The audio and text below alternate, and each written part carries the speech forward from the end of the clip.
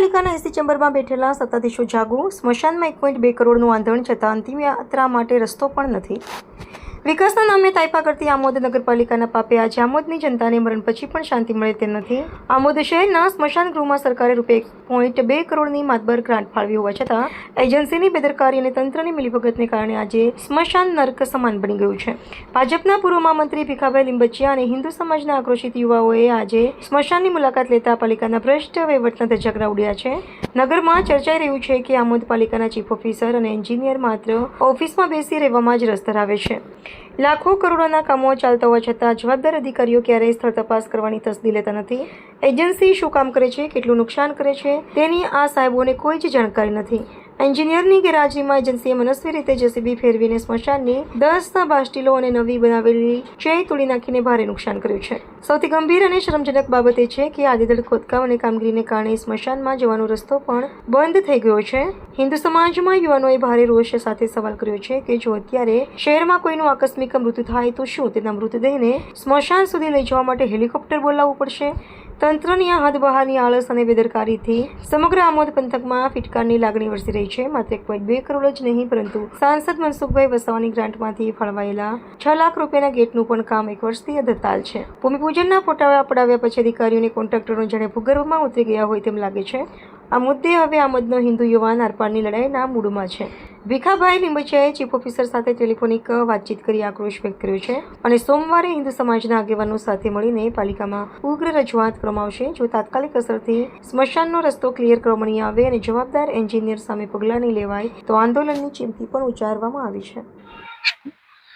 હું ભીખાભાઈ લીંબચિયા, આમોદ શહેર ભાજપના પૂર્વ મહામંત્રી અને આમોદ શહેરના વિવિધ મોરચાથી લઈને સંગઠનના અને નગરના લોકો આજે સ્મશાન ભૂમિ માટે જોવા માટે આવેલા હતા. એની અંદર સરકારશ્રી તરફથી ગ્રાન્ટ મળેલી છે 1 કરોડ ને 2 લાખ. તારા પછી એજન્સી નિમાઈ છે, કોઈ બી એજન્સી હશે, એ એજન્સીએ જીસીબી દ્વારા સ્મશાન ભૂમિ ઉપર જીસીબી ફેરવીને કમિટીના સભ્યોને બી કીધું નથી અને નુકસાન કરેલું છે. એની અંદર 10 બાસ્ટીલ હતી, નવી ચેર બનાવેલી હતી કમિટીએ અને કોઈ પણનું ધ્યાન દોર્યા વગર આ નુકસાન પહોંચાડ્યું છે.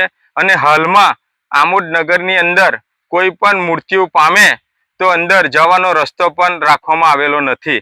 એટલે આજે રજાનો દિવસ હતો એટલે બધા ભેગા થયા કે ચાલો સ્મશાન બાજુ જઈએ, થોડું શું કામ છે જોવા માટે. ત્યારે પછી આ ખબર પડી કે આ જીસીબીથી તોડી નાખવામાં આવેલું છે. એટલે એજન્સી XYZ હોય એને સૂચના કે ભાઈ આ બધી વસ્તુ ચેરથી માંડીને રસ્તો સ્મશાનમાં જવાનો ક્લિયર કરી દે અને વહેલી તકે આ સ્મશાનનું કાર્ય પૂરું કરે અને માનનીય સંસદ સભ્ય શ્રી મનસુખભાઈ વસાવા સાહેબની ગ્રાન્ટમાંથી 6 લાખ રૂપિયાનો ગેટ ઘણા સમયથી એનું ભૂમિપૂજન કર્યા પછી અડધો ગેટ બનાવીને ઓછામાં ઓછું 1 વર્ષથી અટકાવી રાખેલો છે. તો એનું શું કારણ છે? કોના કહેવાથી અટકાવવામાં આવેલો છે?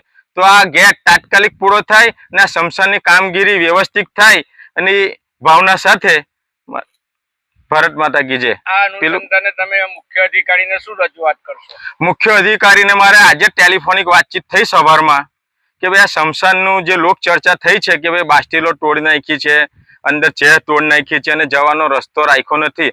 તો નગરજનો માટે ભગવાન કોઈને આ ઘટના ના બનાવે પણ આકસ્મિક મૃત્યુ થાય તો ત્યાં કેવી રીતે લઈ જવું એની કન્ડિશન આ પત્રકાર લોકોએ જોઈ જ છે અહીંયા. એટલે અમે કાલે સોમવારે ચીફ ઓફિસર સાહેબને પણ રજૂઆત કરીશું.